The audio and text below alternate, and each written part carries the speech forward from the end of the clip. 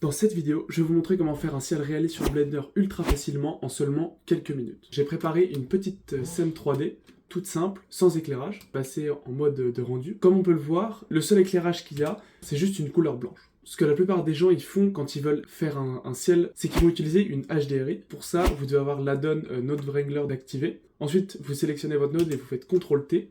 Vous cliquez sur Environnement Texture. Moi, je vais chercher mes images à 360 degrés que j'ai. Par exemple, celle-ci.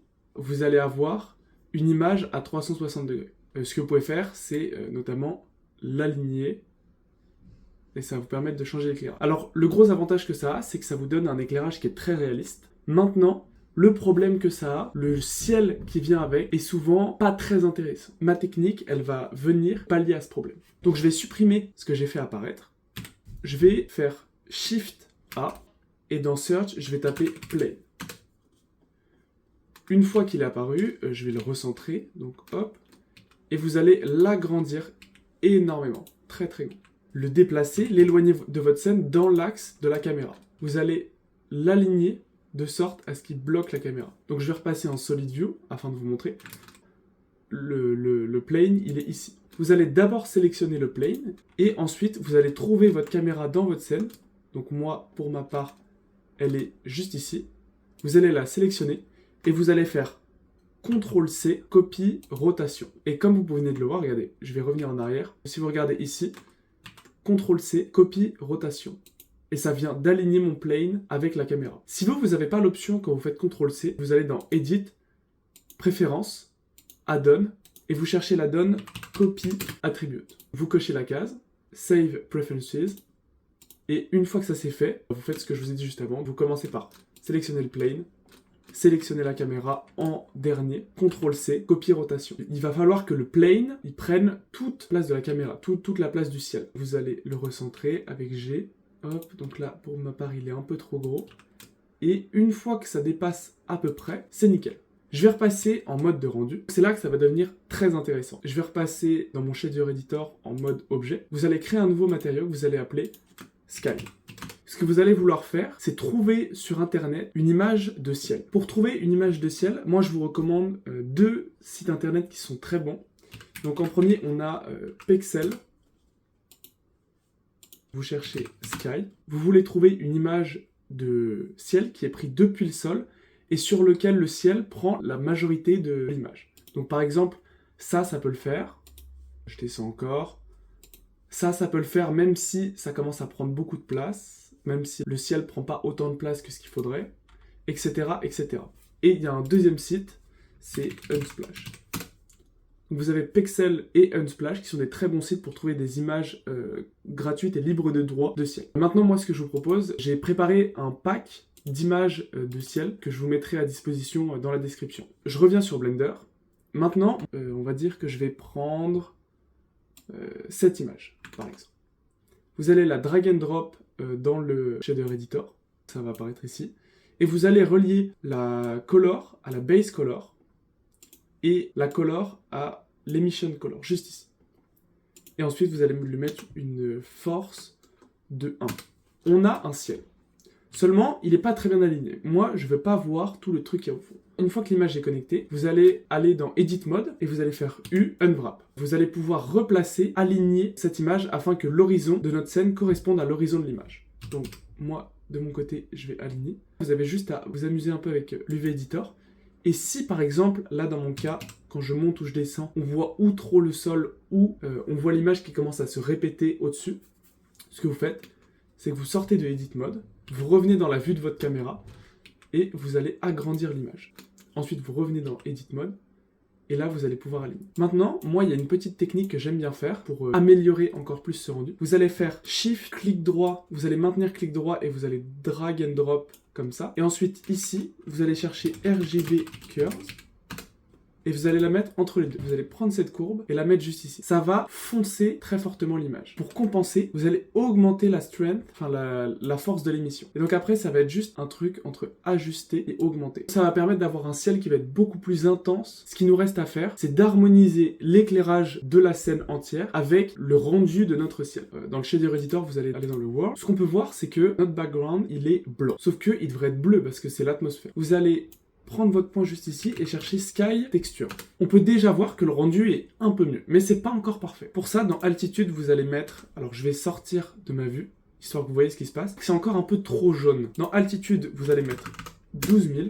R, vous allez le baisser un petit peu. Et Ozone, vous allez l'augmenter. Ce qu'on veut, c'est faire en sorte que l'éclairage qui vient dans notre scène, en tout cas l'orientation de la lumière sur l'image de ciel, corresponde avec celui de la scène. Donc, dans notre image de ciel, on peut voir juste ici que le soleil, il vient de quelque part par ici, parce que les nuages sont éclairés de cette manière-là. Donc pour ça, dans Sun Rotation, je vais le tourner jusqu'à ce que mon point, il s'aligne.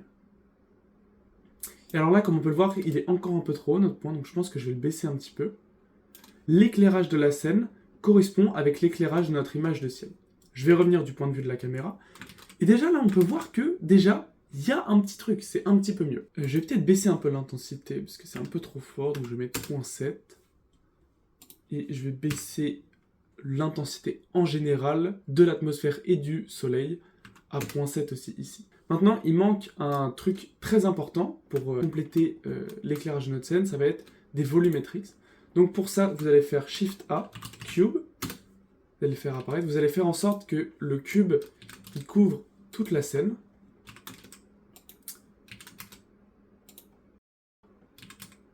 Juste ici. Une fois que ça c'est fait, vous allez aller dans Object, créer un nouveau matériau que vous allez appeler Scatter. Vous allez supprimer le Principal BSDF et vous allez taper Scatter. Vous allez le connecter au volume. Et donc comme on peut le voir ici, on voit rien. Pourquoi? Parce que la densité du volume est beaucoup trop élevée. Donc souvent une valeur comme 0.001, souvent ça marche à peu près bien. Donc comme on peut voir, c'est même encore un peu trop épais. Mais avant de baisser encore plus, vous allez augmenter l'anisotropie à entre 0.6 et 0.8. Déjà, ça commence vraiment à ressembler plus à quelque chose. Je vais, comme ce que j'avais dit, rebaisser encore un peu plus. Là, ça commence déjà à être pas mal. Le seul truc qui me chagrine un petit peu... alors déjà, on voit plus notre scène. Donc pour ça, ce que vous allez faire, vous allez sélectionner votre cube qui obstrue la vue. Vous allez aller dans le petit carré orange. Dans Viewport Display, vous allez sélectionner dans Display As Bound. Comme ça, vous allez pouvoir voir. Voilà. Donc maintenant, je trouve qu'il est encore un peu trop haut, mes volumétriques, donc je vais les baisser un petit peu. Parce qu'en fait, si ça met trop haut, comme vous pouvez le voir, le ciel, il devient de plus en plus terne. Donc il faut vraiment le limiter juste à ce que la scène est. Et donc là, comme on peut voir, le rendu est déjà pas mal. Hein. Après, ce que vous pouvez faire, c'est ajuster un petit peu l'éclairage, parce que c'est pas une science exacte. Donc par exemple, si je veux que mon ciel il soit un petit peu plus haut pour éclairer un peu plus la scène, vous pouvez le relever. Si vous voulez changer un petit peu l'orientation, c'est possible. Mais ce qu'il faut que vous gardiez en tête, c'est qu'il faut que la source de lumière vienne du côté gauche de l'image. Donc, par exemple, moi je vais l'élever peut-être encore un peu plus. Maintenant, je trouve aussi que sur le côté là, c'est beaucoup trop lumineux. Donc, déjà, je vais redescendre à 8000 pour que ce soit un peu moins froid. Qu'est-ce que ça donne? 4000. C'est un peu trop blanc. Je vais remonter à quelque chose comme... on va dire 6500. Ouais, voilà, je pense que c'est pas mal. Maintenant, je trouve quand même que ça reste toujours beaucoup trop lumineux au niveau de l'herbe. On voit pas très bien. Donc pour ça, je vais redescendre à quelque chose comme 0.3. Peut-être un chouï plus. 0.4. Ouais, je pense que 0.4, ça a l'air d'être pas mal. Comme vous pouvez le voir, vous avez un ciel qui est très réaliste, un lighting d'extérieur, enfin naturel, qui est lui aussi très réaliste. Donc maintenant, une petite touche que vous pouvez mettre en plus pour améliorer l'éclairage de votre rendu, c'est assombrir le premier plan. C'est toute, on va dire, cette partie-là, et que moi je trouve un petit peu trop lumineuse. On veut créer une sorte de vignette un petit peu autour de l'image pour guider l'œil du spectateur vers cet objet au centre. Pour ça, je vais prendre un des modèles 3D d'arbres. Donc un modèle 3D d'arbre, vous pouvez en trouver notamment très facilement, je vais utiliser ça d'ailleurs, Botanic, Spawn Asset, je vais prendre un arbre de base. On le verra pas, mais ça va être juste être pour créer des ombres. On peut voir qu'il est apparu ici. Je vais faire disparaître ça ici, comme ça n'obstruera pas la vue. Je vais le réduire et je vais le mettre sur le côté. Ce que je veux, c'est que ça vienne ombrager toutes les parties du premier plan que je trouve un petit peu trop lumineuses. Voilà, déjà ça c'est pas mal. Pour le dupliquer, vous pouvez faire Alt-D, comme ça prendra pas plus de mémoire.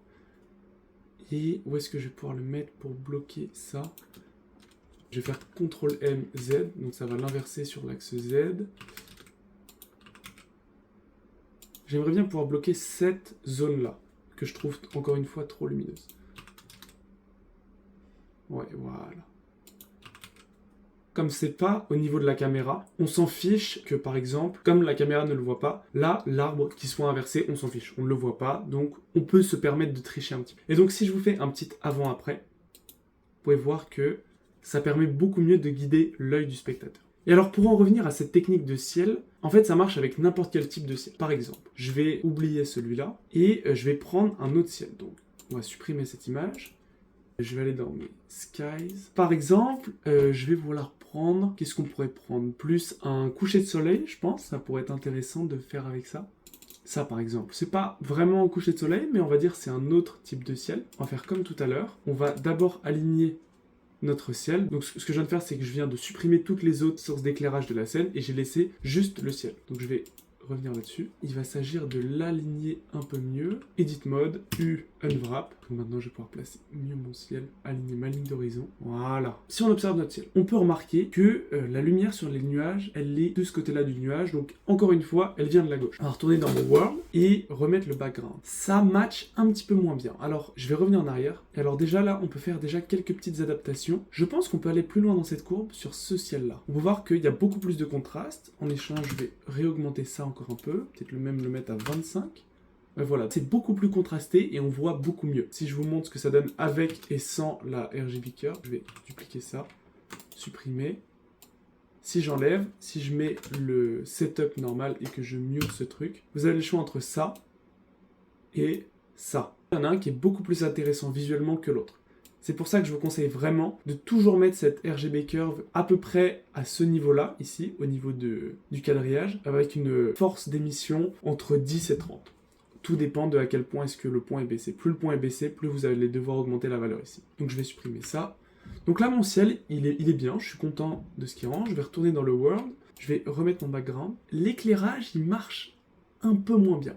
Donc, pour remédier à ça, je trouve que l'atmosphère de base est trop lumineuse. Donc on va le descendre à 0.3. En fait, c'est toute une question d'arriver à faire matcher l'éclairage qu'il y a sur la photo avec l'éclairage qu'il y a là. Et c'est comme ça que ça marchera. C'est peut-être un peu plus violet. Je vais prendre ma Sky Texture, Shift A, Hue, Saturation and Value. Et là, on va essayer d'aller du côté un peu plus violet. Donc là, c'est un peu trop violet, donc 0.55. Ouais, voilà. Là, déjà, ce sera un petit peu mieux. Et la valeur est à peu près bonne. Je vais retourner du point de vue de ma caméra. On peut voir que ça marche un petit peu mieux, mais il faudrait... Là, par exemple, je pense que c'est un peu trop bas. Je vais mettre à 0.5. C'est pas mal. Seulement, mine de rien, on est quand même sur un ciel de coucher de soleil ou de lever de soleil, ça dépend. Et donc là, ma lumière, elle est beaucoup trop blanche. Je vais venir baisser l'élévation. Déjà, il faut que la lumière elle soit beaucoup plus rasante. Donc ouais, déjà, hop, on va baisser l'élévation. Comme on peut le voir, là, je vais juste remonter un peu le soleil. Je reviens du point de vue de ma caméra. Et donc là, on peut voir que ça marche un petit peu mieux, mais c'est pas encore tout à fait ça. Quand on est dans cette situation, on n'arrive pas à avoir la bonne couleur. Vous allez désactiver le Sun Disk, déjà de 1. Remonter l'élévation. Aligner un peu mieux le ciel, parce qu'on pouvait voir qu'il y avait une partie là qui était mal alignée. Quand on désactive le Sun Disk, c'est-à-dire qu'on laisse juste l'atmosphère. Regardez, je vais réactiver le soleil. Je sais pas si vous pouvez le voir, mais... Juste ici, là, soleil désactivé, soleil activé.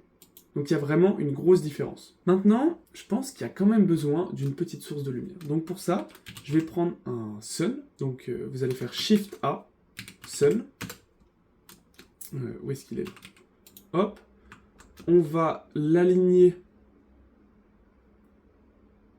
à peu près avec ce qu'on avait tout à l'heure. Et augmenter sa puissance. Donc on va mettre à, mettons, 10. Déjà, on peut voir que la lumière, elle fonctionne un petit peu mieux. Mais c'est pas encore tout à fait parfait. Je peux peut-être mettre même un peu plus haut. Est-ce que, en la tournant sur l'axe Z... Ouais, c'est déjà pas mal. Ok, donc déjà, ça marche un petit peu mieux. Sauf que notre lumière, elle est blanche. Et justement, c'est ça qu'on voulait pouvoir changer et qu'on ne peut pas changer dans la Sky Texture.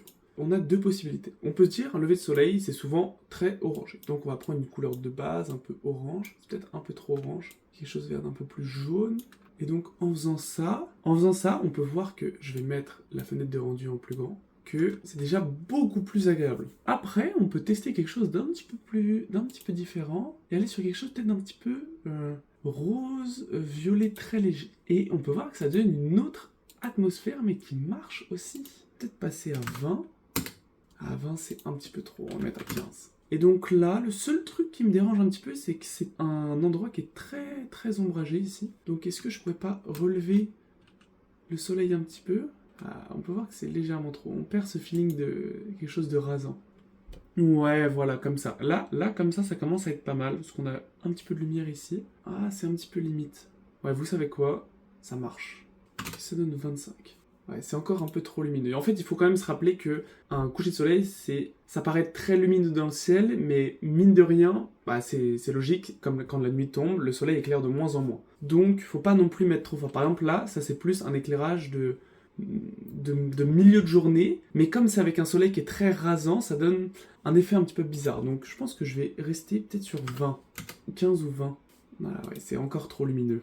Ouais, 14 c'est pas mal. Donc, après, ça dépend. Vous pouvez choisir la couleur comme vous voulez. Tout dépend si vous voulez pour quelque chose de réaliste. Réaliste, il faudrait prendre quelque chose d'un petit peu plus orangé. On pourrait même aller sur quelque chose d'un peu plus saturé. Comme vous pouvez le voir, ça donne des couleurs qui sont très, très chaudes et très agréables. Ou alors, vous pouvez aller quelque chose d'un peu plus surréaliste. Donc, en allant prendre un peu du violet. Mais il faut que ce soit moins saturé. Il faut que ce soit plus léger quand c'est surréaliste. Pour pas que ce soit non plus trop agressif à l'œil. Je pense que je vais aller sur quelque chose de plus réaliste. Je pense que je préfère. Parce qu'on peut voir que ça donne, ça fait des jolies couleurs ici. Toute cette technique par rapport au ciel, en fait, elle est très simple, la technique pour le ciel. Il faut juste avoir quelques bonnes images de ciel d'un peu tous les genres. Et après, ça va vraiment être de venir travailler votre éclairage pour qu'il corresponde au ciel. Parce que par exemple, là, notre éclairage, si je mets quelque chose de blanc, on peut voir que ça marche, mais c'est un peu bizarre. Si je mets quelque chose de bleu, par exemple, ça marche pas du tout. Parce que bleu, ce serait presque en milieu de journée, que ça donne un éclairage qui est un peu froid. Et donc en fait, il faut vraiment venir se poser la question de où est-ce que mon image a été prise, dans quel contexte, comment est orientée la lumière. Et donc après, en répondant à ces questions-là, ça va vous permettre de corriger votre éclairage correctement. Comme j'ai dit juste avant, il faut que vous ayez des images de ciel. Et donc je vous ai mis un lien dans la description d'un pack que j'ai fait d'images de ciel. Donc comme vous pouvez le voir, il y a plein de types de ciel différents qui sont optimisés pour cette utilisation en 3D, que vous allez pouvoir retrouver sur mon site internet. Je vous mets le lien en description. Ça coûte 5 €. Alors moi, je viens de créer mon pack, mais avant, j'en avais acheté celui de quelqu'un d'autre. Maintenant, j'utilise que celui-là.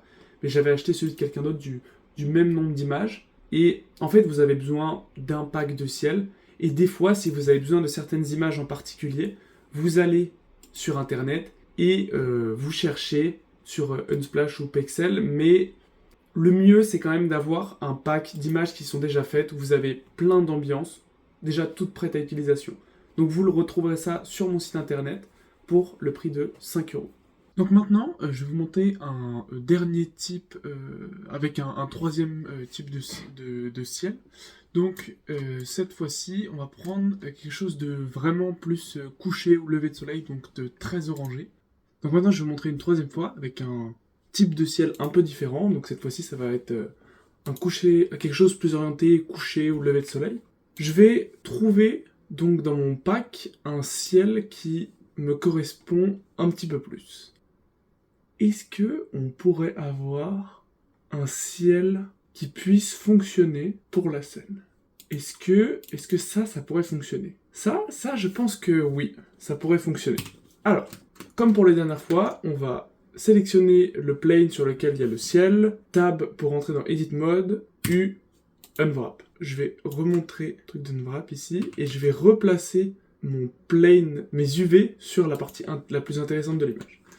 Une fois que ça c'est fait, je vais placer la ligne d'horizon de mon ciel. Comme on peut le voir, elle était un petit peu haute, mais maintenant, on est à un niveau qui est un peu plus correct. Maintenant, il va falloir adapter tout l'environnement autour. Donc, comme on l'a fait pour tous les autres avant, d'où vient le soleil sur cette image? Maintenant que les UV sont faits, je vais pouvoir repositionner cette fenêtre. On peut supposer... Alors là, dans ce cas-là, le soleil, il va plutôt venir de face, mais c'est pas assez défini pour qu'on puisse savoir exactement d'où il vient.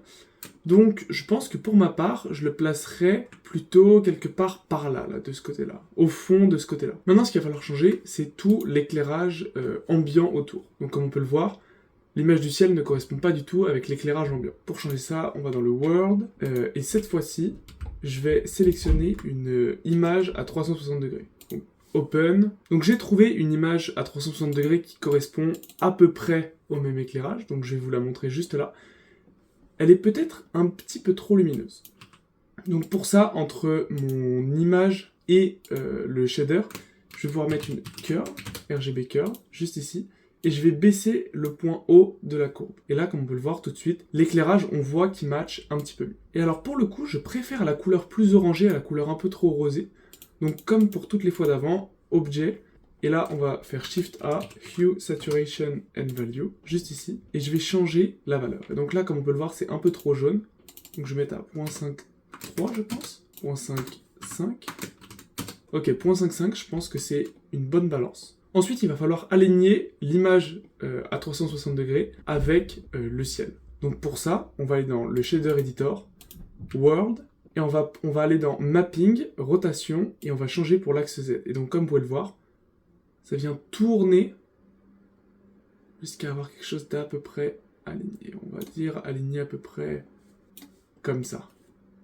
Et donc déjà, première chose qu'on peut remarquer, c'est que l'éclairage est beaucoup plus léger.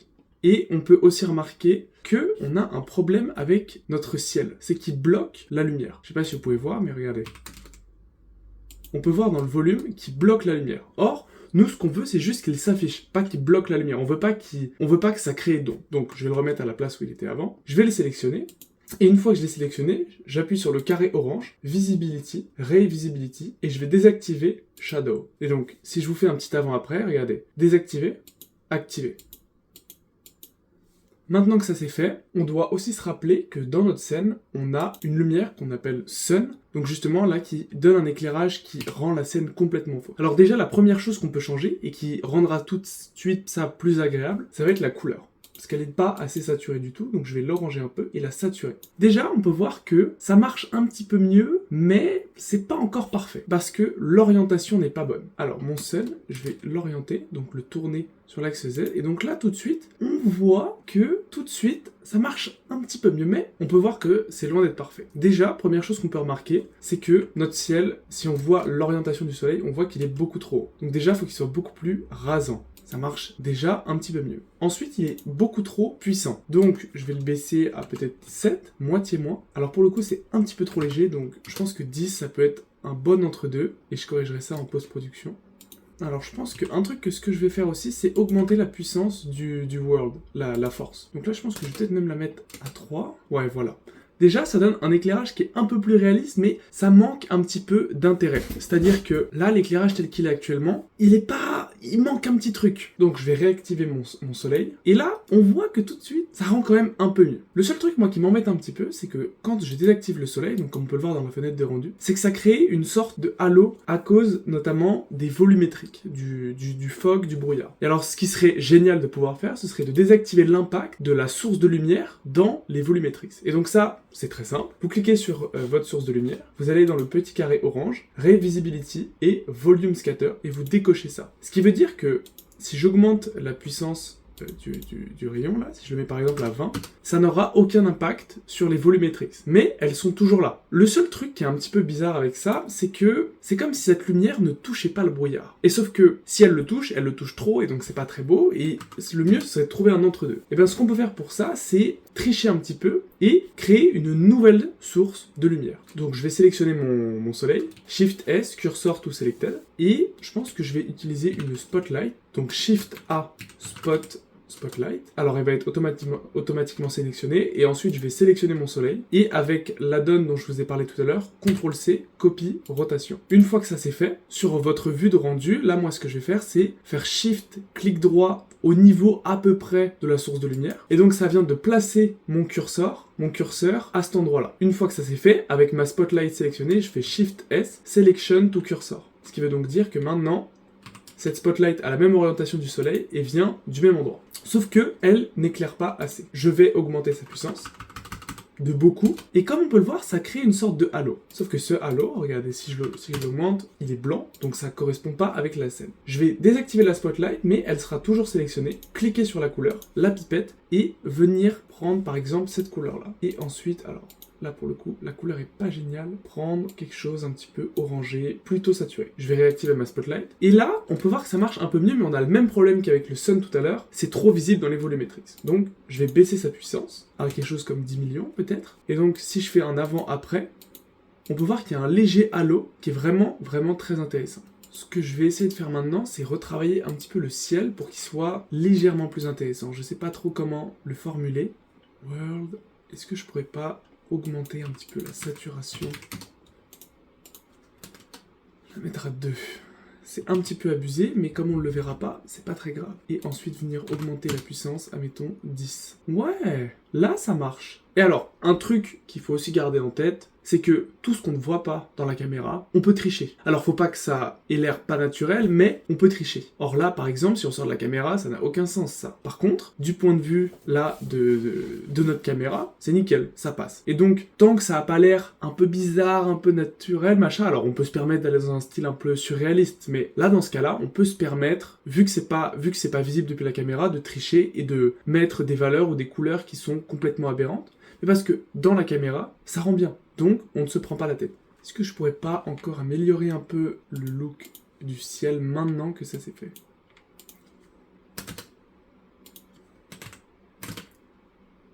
Donc je viens d'augmenter un petit peu la saturation du ciel. Est-ce qu'il n'y aurait pas quelque chose à faire avec le brouillard, le fog? Ou alors c'est peut-être mon élément principal qui est trop foncé, je pense. Parce qu'en fait, je veux qu'on puisse le voir, et en même temps, quand je regarde l'éclairage que ça donne autour, c'est quand même un peu trop lumineux. Donc en fait, tout est une affaire de balance. Il faut pas aller trop haut, mais il faut pas non plus faire pas assez. Donc, je viens de baisser la puissance du world, et maintenant, pour compenser, je vais rendre plus lumineux la texture de cette espèce de temple.